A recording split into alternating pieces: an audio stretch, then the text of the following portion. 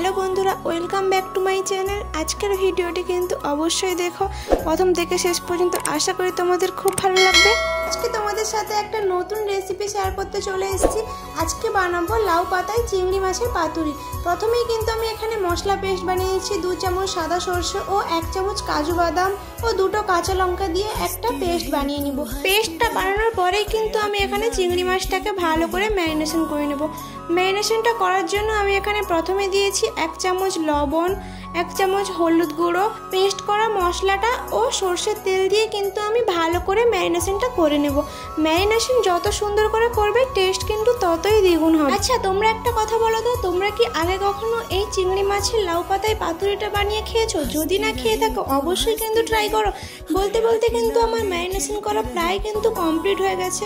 এই দেখো, এরকমই কিন্তু ম্যারিনেশনটা করতে হবে। এরপরে আমি লাউ পাতাটাকে ভালো করে একটু লবণ হলুদ মাখিয়ে নিচ্ছি। মাখানোর পরেই আমি এক একটা করে পাতুরি রেডি করে নেব। প্রথমেই আমি একটা লাউ পাতা নিলাম, তারপরেই কিন্তু আমি ম্যারিনেশন করা চিংড়ি মাছগুলো দিয়ে দিব। প্রত্যেকটা লাউ পাতার মধ্যে আমি 2টো করে চিংড়ি মাছ দিয়েছি।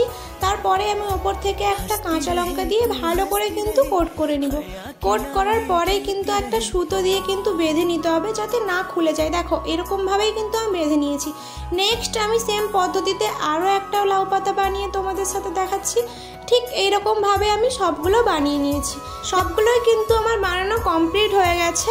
বানানোর পরে কিন্তু আমি এগুলোকে কড়াতে ফ্রাই করে নেব। ফ্রাই করার জন্য প্রথমেই কিন্তু আমি কড়ার মধ্যে তেল দিয়ে দিব।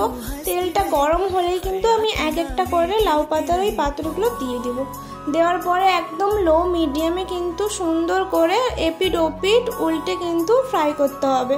জানো তো, আমি যখন ফার্স্ট টাইম এই পাতুরিটা বানিয়েছিলাম আমি তখন ভাবছিলাম যে লাউ পাতার মধ্যে পাতুরি আবার কেমন করে হয়, এর মধ্যে চিংড়ি মাছটা কি কাঁচা থেকে যায় না? তারপর যখন নিজে বানিয়ে ট্রাই করলাম একদমই থাকে না, খুব সুন্দরভাবেই কিন্তু চিংড়ি মাছটা সেদ্ধ হয়ে যায়।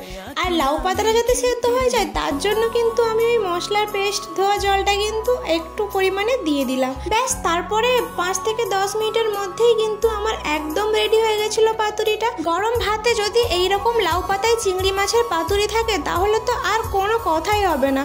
এক একটা করে পাতুরি কিন্তু আমি এরকমভাবে বানিয়ে নিয়েছি। কেমন লেগেছে তোমাদের আজকের ভিডিও অবশ্যই কিন্তু জানাবে। ভালো লাগলে লাইক কমেন্ট ও শেয়ার করে এবং আমার পেজটিকে ফলো করে যেও।